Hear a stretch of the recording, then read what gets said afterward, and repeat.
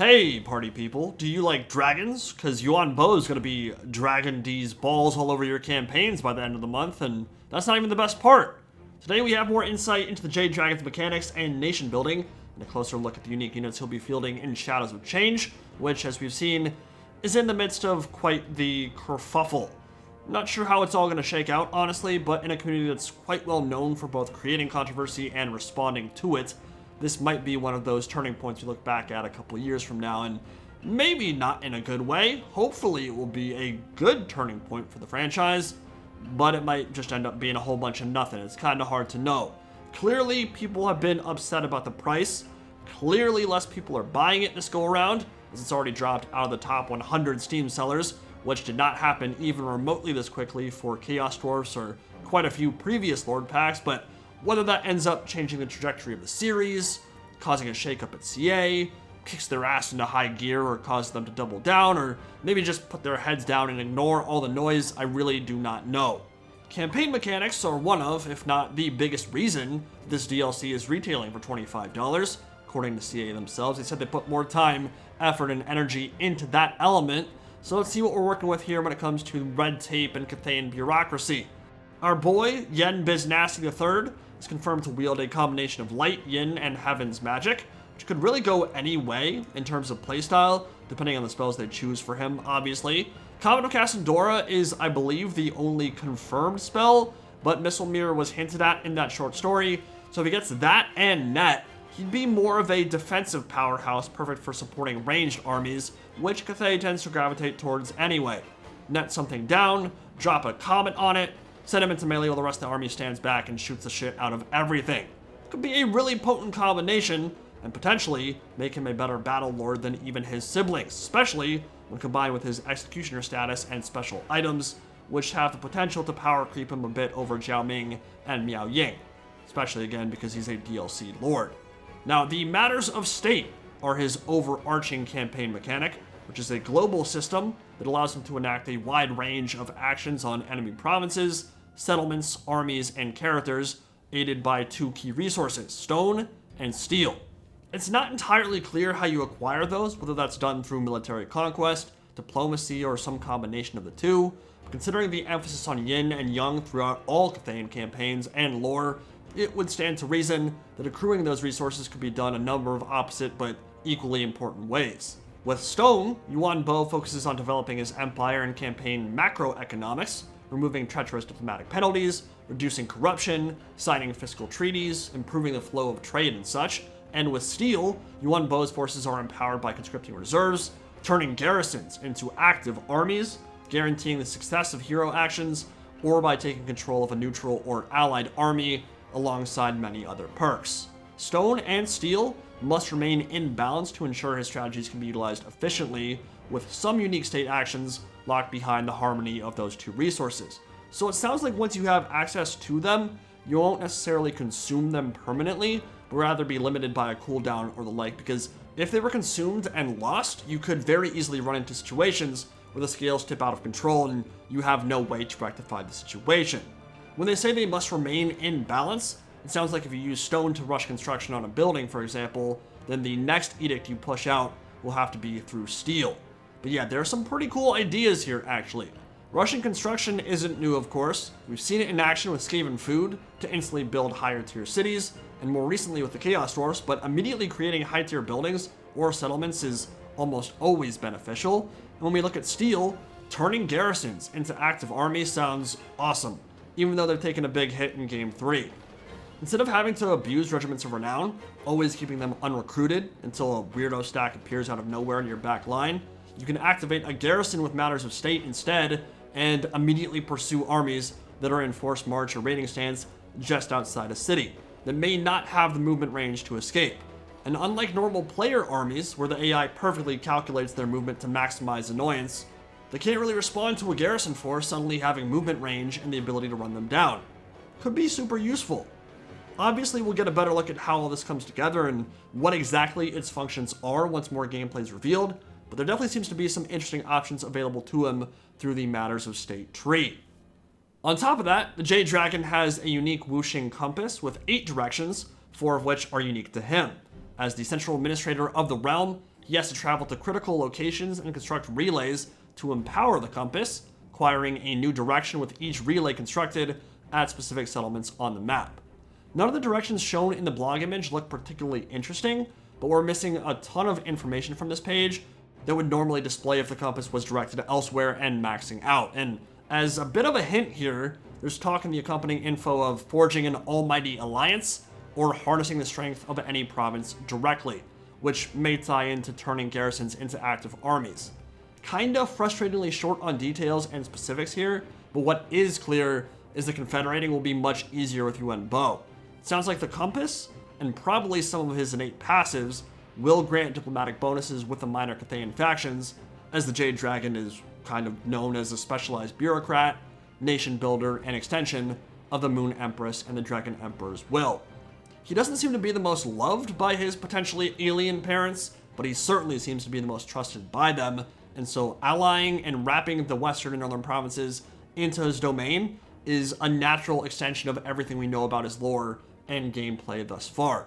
And yeah, it's super early, but he kind of does sound like the definitive Cathay experience in a lot of ways, especially if he starts to control the capital Wei Jin and can fairly easily confederate his siblings. He has a lot of potential to grow, a lot of potential to confederate, and really make Cathay a powerhouse early on in a way that maybe Zhao Ming wouldn't be able to do from the western side of the state. Haven't seen much of anything that indicates weaknesses in battle or on the campaign map. Yuan Bo just seems like he's a freaking strong lord. Economic powerhouse, a diplomatic powerhouse, wide array of empire building tools unique to him, and absolutely kick-ass, of course, in terms of spellcasting and fighting as well. What's maybe a little bit more iffy for me are the unit choices for Cathay this DLC, because I'm not really seeing units that are going to drastically change the game for them. Most of the new additions are single entities, and Jade Warriors seem like they're still going to be the main core of your armies. It's a nice core, but it's a little bit boring, not the most flavorful. I'm not expecting either of the Guardian lines to be world beater single entity monsters here. I'm certainly not expecting Onyx Crowmen to see tons of play in campaign. Flyers like that generally don't get played much in campaign. They do poorly in auto-resolve. They die to a stiff fart. They can be kind of tough to use and really don't get their money back all that often, even though they're good at harassing artillery or killing archers, that kind of thing. And it feels to me like they might be lacking a binding unit here that could form the backbone of some of your builds in the way that I expected Monkey Warriors to flesh out the Monkey King. So let's take a look at the specifics here and see what's worth noting on the unit roster side. Again, those are still kind of my initial impressions. I reserve the right to change my opinion once I get some time with them. But the Jade Lion is a magical conduit, a spellcaster providing support sorcery with increases to power recharge rate, which will make casting with Yuan Bo easier, of course. And it also has a unique breath attack bound spell that covers enemies in green flames, though whether that will be a targetable wind blast type spell or an actual breath from its mouth isn't exactly clear. What we do know is that it will be a more aggressive attacking variant of Guardian Lion, perhaps also with magical and flaming attacks for shutting down demons and regen.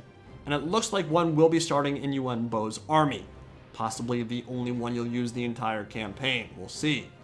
On the other hand, the Jet Lion performs the opposite role in shutting down magic and blocking opposition spells. The Guardian Shield passive buffs magic resist for nearby units, while a bound spell Missile Mirror reflects them back at enemies. This will be a more defensive, tanky variant compared to the Jade Lion. But again, looking at their size, they are not in the same weight class or killing power of a War Sphinx or a Shaggoth or a Kadai Destroyer. They look to be maybe tier 3 or tier 4 monsters, maybe a cheap source of terror, but nothing that's going to solo carry battles for you. Now, there's some interesting info for the Jangu War Drum, which has not truly been revealed yet. We saw it in the trailer, but there's been no info forthcoming until now. Commonly mounted above a city's gates to rouse troops for battle, which obviously won't be a thing in Warhammer 3 because you can't deploy engines of war on walls. It is mounted on a slow ox-pulled chariot with strong support bonuses and harmony amplification. Disdain of the Dragon Emperor is a huge AoE buff that grants ITP and increased melee power, while Bastion of the Great Cities increases armor, and Fury of the Falling Blade grants plus 15% speed and magical attacks. So it's basically a Grail Relique on steroids with a much bigger hitbox and some active abilities. Could potentially be useful against demons, to keep the front line holding and giving Jade warriors ways to bypass physical resist, keeping them immune to terror and all that. But I do have heavy doubts about how impactful a support unit like this can be in campaign. It really does kind of seem like a fluffy, fun addition for people who maybe like to roleplay, rather than a seriously great unit that you won't want to leave home without. Support abilities in general need to be very impactful and very noticeable if you want people to pick them over simply more damage. And in this particular case, I'm not sure the War Drum hits that threshold that will make it a worthy addition in an army limited to 19 choices. As for the Onyx Crowmen, these are the almost demonic agents of the Moon Empress Kuei Yin, described as cost-effective scouts covered in eyes for heightened visibility. Makes them sound like harpies, almost. Perhaps not even as high tier as we thought they'd be initially. Their Eyes of the Empress passive grants huge visibility and spotting range for discovering ambushes, which is useful, but not much is said about their killing power or stealthy nature. That was discussed at length in the short story from a few weeks back, so I'm not sure they're going to have flying stalk or any more of those unique traits. I think they will be effective for hunting down an opponent's back line, certainly for killing archers, certainly for shutting down artillery, but I don't know if they're going to have a big role outside that. What I'd like to see is a more high-tier flyer. Certainly not on the level of Longma, but something that can really support them and do well, that can beat the brakes off Furies and those kind of units and really give Cathay a little bit more teeth in the aerial fight. We don't have a lot of mid-tier flyers in the game. I think I'd like to see them be mid-tier rather than a cheap 550, 600 gold type of unit. Finally, we have the Celestial General, a Great Hammer close combat specialist with Celestial Sweep, an active ability that deals extreme AP damage, the Will of the Dragons, which passively increases leadership for nearby allies, and the Lord of Grand Cathay active ability, which grants defense, physical resistance, and morale. So he's a tanky frontliner and bruiser, but no word is spoken about his mount options, and that's really going to be the deciding factor on whether people use him or not. Ideally, the Magistrate would be able to ride a War Drum into battle, get a few more options than just the Sky Lantern, and the Celestial General will ideally be able to ride Longma and the Guardian Lions, so you have some options whether you want to take it to the skies or charge into melee on a tanky, relatively fast, terror-causing monster. But it's possible they'll be limited on the mount options and maybe only roll around on foot or on horseback when it comes to the Celestial General, so we'll have to wait and see. So, a lot of good can be said about Yuan Bo and his campaign options, even though they're still a little bit short on detail here. I'd like to see a little bit more specifics, but I don't think we have long to wait for gameplay at this point. Sounds like a really powerful and fun lord, but of the three factions in this DLC in Shadows of Change, Tzeentch, Cathay, and Kislev, I feel like Cathay's unit selection is probably the weakest of the bunch, both on the thematic side and in terms of actual efficacy, which of course could still be proven wrong in the coming days, but there's nothing that really jumps off the page at me when reading the descriptions of these units, and I do wonder if they're going to make a tangible impact on the Cathayan roster based on these descriptions. So let me know what y'all think in the comment section below, and I'll see you all in the next video. Indie Pride, signing out for now. Have a good one, guys.